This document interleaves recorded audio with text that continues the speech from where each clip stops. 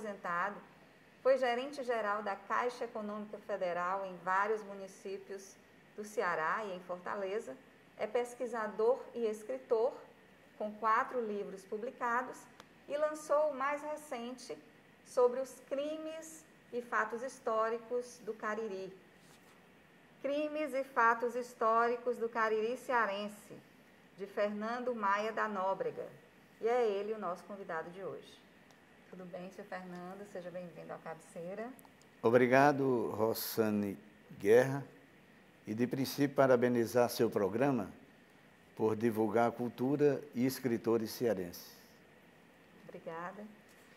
Senhor Fernando, como surgiu o interesse de pesquisar sobre esses crimes do Cariri cearense?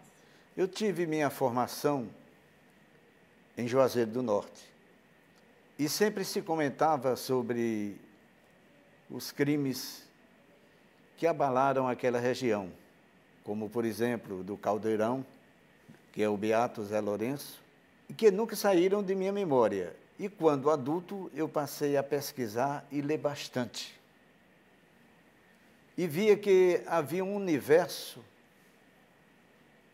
onde eram pensados os fatos, mas nunca colocados em um só livro. Daí partiu a ideia de colocar esses crimes e fatos históricos que abalaram o Cariri, do início do século passado até meados do mesmo século, e colocá-lo num só livro, que foi este, Fatos e Crimes Históricos que Abalaram o Cariri Cearense. Como se deu a pesquisa, né? Como o senhor teve acesso a todos esses dados? O Cariri é muito vasto em literatura. Nós temos o Instituto Cultural do Cariri, que desde 1953 publica um livro chamado Revista Itaitera. Aliando-se a isso, o Juazeiro do Norte é o Instituto Cultural de Juazeiro, em que tem uma infinidade de livros publicados. E aí foi onde eu me debrucei para fazer o presente trabalho.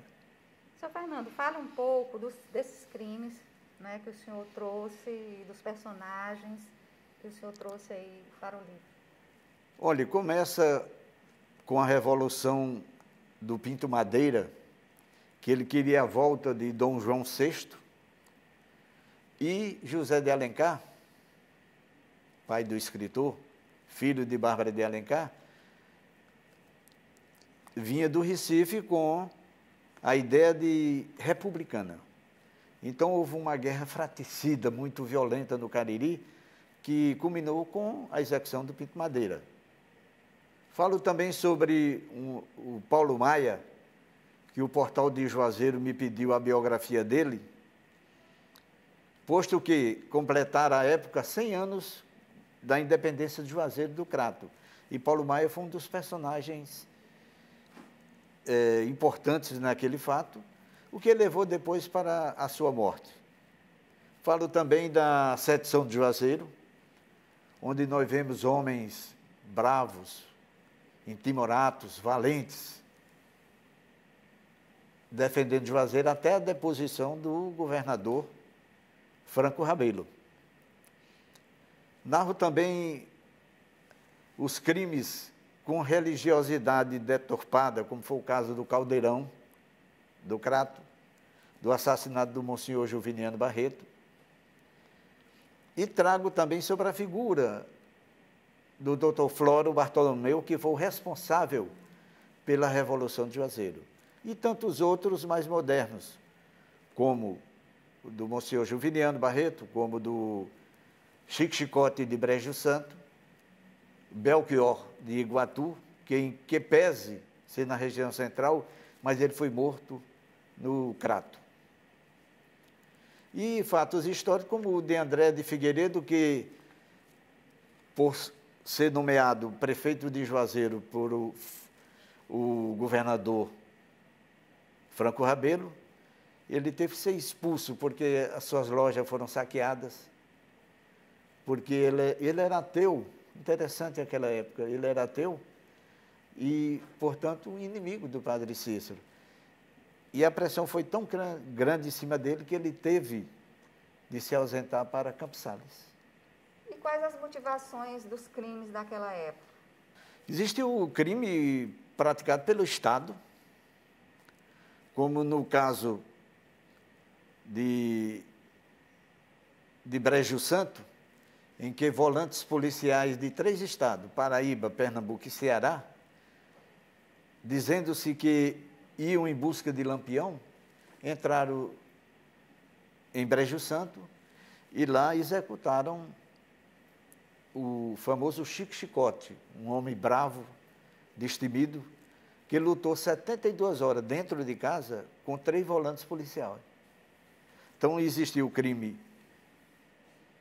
político, existia a insanidade religiosa, que levou à execução do Monsenhor Juviniano Barreto, por um louco que queria casar com uma mulher casada e encontrava obstáculos no Monsenhor. E o matou no dia 1º de janeiro de 1950, no lançamento da pedra fundamental da Igreja dos Franciscanos em Juazeiro. Mais moderno, existia aquele homem dos anos 50, cheio de pudonores, que uma tapa na cara era uma desonra. E eu narro o fato do Gomes de Mato, que após ser esbofeteado, raspava apenas um lado da barba, a que não foi batida, até querer executar por várias vezes o seu agressor. O destemido Belchior, de Iguatu, homem timorato, de voz marcante, grita, que foi morto no Crato, e teve um fato interessante na morte dele. Após a polícia o matar, o levaram para Barbalha, e o soldado que o matou, muito alegre e ovacionado pelo povo, pela valentia, quando ele soube que tinha morto o Belchior, de Iguatu, ele deu uma agonia.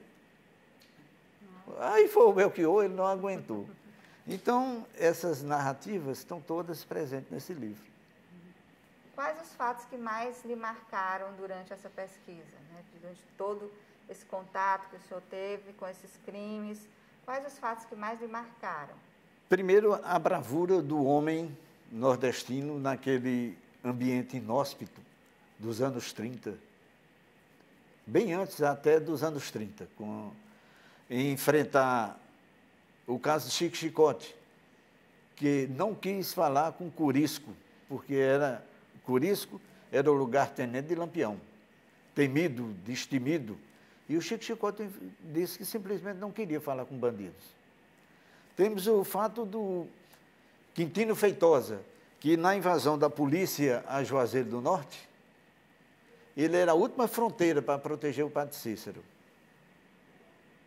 E pós-revolução, ele mata um dos jagunços. E o irmão desse jagunço chega com 50 homens e diz a ele: quem matou meu irmão? O Quintino olha dentro dos olhos dele e diz: quem matou seu irmão fui eu, e é seu dever vingar. Então, esse aspecto bravio nosso, do homem daquela época, marcou muito, razão pela qual eu me interessei pelo tema. O senhor tem outros livros publicados também, não é? Fala um pouco da sua carreira como escritor, porque o senhor foi bancário, né? Inclusive tem uma participação aí, né, como foi o fundador do primeiro presidente da Associação de Gestores da Caixa Econômica Federal, a GECEF, e presidente também da Associação Cearense de Aposentados e Pensionistas da Caixa Econômica Federal. Então, assim, o senhor sempre esteve trabalhando com números, né? E como foi o seu interesse, né, de começar a escrever, né? Como é que foi o seu contato com a escrita? A minha formação foi salesiana, que tinha muito contato com as letras. Você lia demais e tinha a tendência inata minha de ler.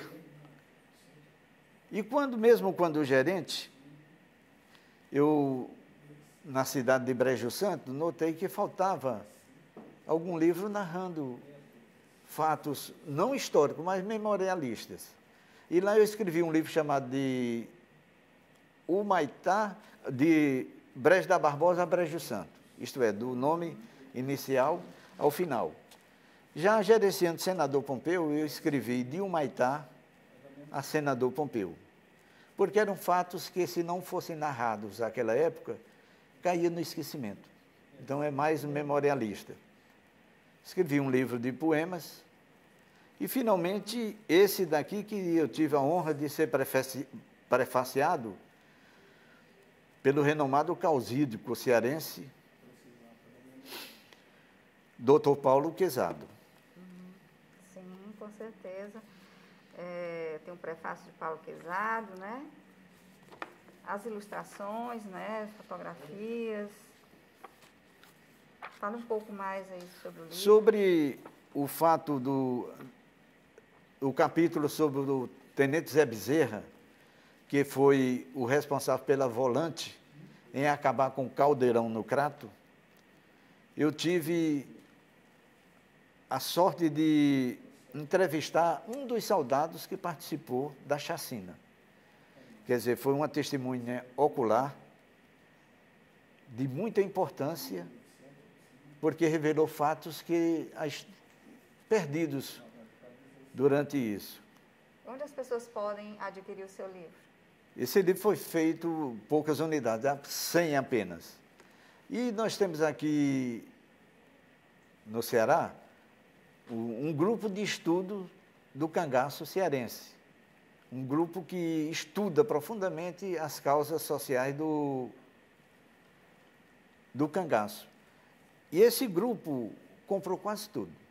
Resta-me apenas em torno de 30 livros, que pode ser adquirido através do WhatsApp 999 20 53 14.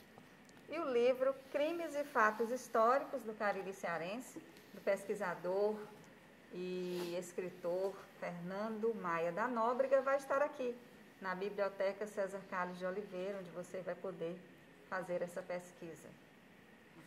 Fernando, muito obrigada pela sua presença e parabéns pelo seu trabalho. Obrigado, Rosana, e é de suma importância esse seu trabalho, porque divulga a cultura e escritores da nossa terra. Obrigado. Obrigada. E esse foi o Cabeceira de hoje. Na próxima semana a gente volta com muito mais cultura, história, literatura para você, aqui na TV Assembleia, a TV do nosso povo.